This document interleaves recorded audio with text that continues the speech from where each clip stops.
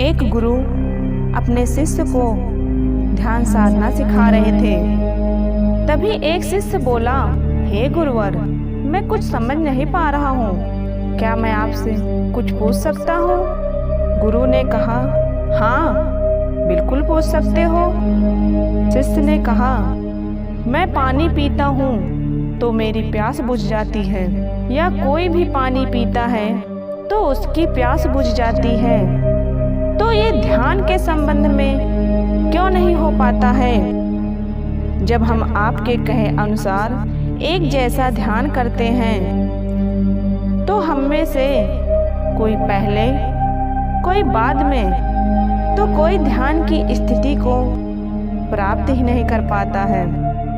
ऐसा क्यों होता है? जैसे पानी से सबकी प्यास बुझ जाती है, तो वैसे ही ध्यान से सबके ज्ञान चक्षु खुल जाने चाहिए, पर ऐसा नहीं होता है। गुरु ने कहा, कल किसी ने हमें भोजन पर बुलाया है, कल तुम मेरे साथ चलना, मैं तुम्हारे प्रश्नों का उत्तर वहीं दूंगा। अगले दिन दोनों गुरु शिष्य भोजन के लिए एक धनी व्यक्ति के घर पहुँचे। धनी व्यक्ति की पत्नी उन्हें भोजन पर बैठाया। उन्हीं के साथ उस स्त्री का पति भी भोजन करने बैठा हुआ था। उसने अपने सभी नौकरों को चिल्लाकर कहा, ये क्या बेकार सा भोजन बना रखा है, इसमें कोई स्वाद ही नहीं है। वह भोजन की थाली फेंककर नौकर से कहता है, जाओ दूसरा ढंग का खाना बनाकर ले आओ। धनी व्यक्ति की पत्नी उन दोनों गुरु शिष्य से क्षमा मांगकर भोजन परोसने लगी। दोनों ने भोजन किया। गुरु ने अपने थाली में 2 रोटी छोड़ दिया। गुरु ने उस स्त्री से कहा, बेटी क्या तुम मुझे ये 2 रोटी बांध कर दे सकती हो? स्त्री ने दोनों रोटी बांध कर दे दिया।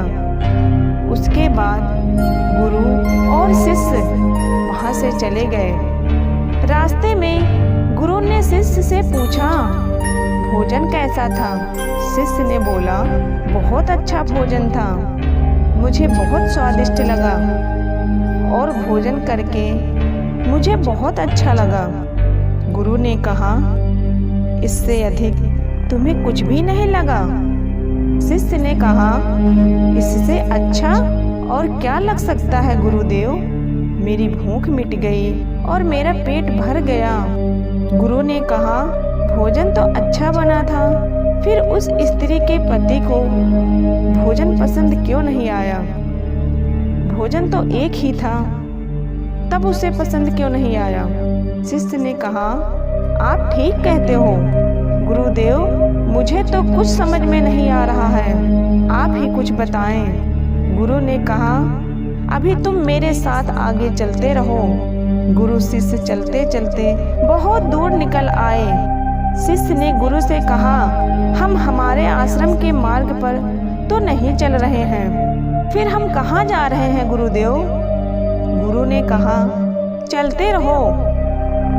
बहुत दूर चलने के बाद एक गरीब व्यक्ति गुरु के सामने आ गया, उनके चरणों में गिर गया और बोला, हे परमात्मा मेरी मदद करो, मैं 3 दिन से भूखा हूँ, मैंने कुछ भी नहीं खाया, आप कृपा करके मुझे कुछ खाने को दे दें। गुरु ने उस व्यक्ति को एक पेड़ के नीचे बैठाया और दोनों रोटियों को निकाल कर दे दिया जो उस महिला ने गुरु को दिया था।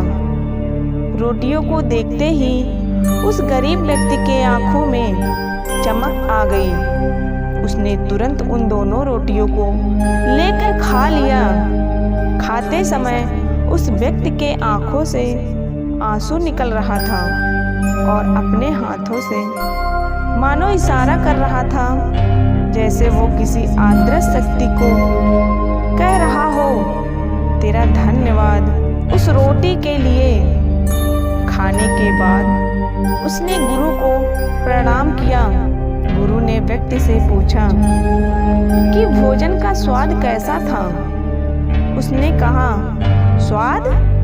स्वाद तो कहीं था ही नहीं, केवल जीवन था, परमात्मा और ईश्वर था, रोटियों के रूप में साक्षात्कार जीवन था। यह कहकर व्यक्ति वहां से चला गया। उसके बाद गुरु शिष्य से कहा, देखो, भोजन वही था, लेकिन एक व्यक्ति को स्वाद नहीं आता और तुम्हें स्वाद आया। तुम्हें भोजन पसंद भी आता है, लेकिन वही इस व्यक्ति को भोजन पसंद नहीं आता, बल्कि वह इसमें ईश्वर, परमेश्वर और जीवन काल को देख लेता है। इससे पता चलता है कि भोजन और व्यक्ति की तृप्ति में भी कितना ज्यादा अंतर होता है। पहले व्यक्ति को इससे तृप्ति नहीं होती, तुम्हें थोड़ी तृप्ति होती है। तीसरे व्यक्ति को इसमें अनंत तृप्ति होती है। जिसको जितनी ज्यादा प्यास होती है, उतनी ही जल्दी मार्ग बना लेता है। जब किसी के पास जरूरत से ज्यादा चीजें होती हैं, तो वह किसी भी चीज की अहमियत नहीं समझता। उसके नजर में अधिकतर चीजें बेकार ही होती हैं। गौतम बुद्ध जी कहते हैं कि बिना त्याग के हम कुछ भी हासिल नहीं कर सकते हैं। अगर ज्ञान की प्राप्ति चाहिए तो सुख को त्यागना पड़ेगा, और ध्यान की प्राप्ति चाहिए तो मन को अपने वश में करना पड़ेगा, क्योंकि मन ऐसा चीज है जो पूरे शरीर को गुमराह करता रहता है, जिसके वजह से हम ध्यान में तृप्त ही नहीं हो पाते हैं। मन को हमें वश में करना पड़ेगा, उसके बाद हमें सारी चीजें आसान लगने लगेगी और हम किसी भी चीज पर फोकस पूरी तरीके से कर पाएंगे। वर्तमान समय में जब विश्व अशांति, आतंकवाद, अनैतिकता और जलवायु परिवर्तन जैसी समस्याओं से ग्रसित है, तो भगवान गौतम बुद्ध का जीवन दर्शन हमें साधना का मार्ग दिखा सकता है। उन्होंने मनुष्यों को अहिंसा, प्रेम, भाईचारा, धैर्य, संतोष और नैतिक मूल्यों पर आधारित जीवन जीने की प्रेरणा दी है। यदि उनकी प्रेरणा अपने जीवन काल में उतारते हैं, तो हमारा जीवन काल पूर्ण रूप से संपन्न और सार्थक हो जाएगा। तो मिलते हैं एक नई वीडियो के साथ। तब तक के लिए खुश रहिए और बहुत सारा मुस्कुराते रहिए, कभी अपने लिए तो कभी अपनों के लिए।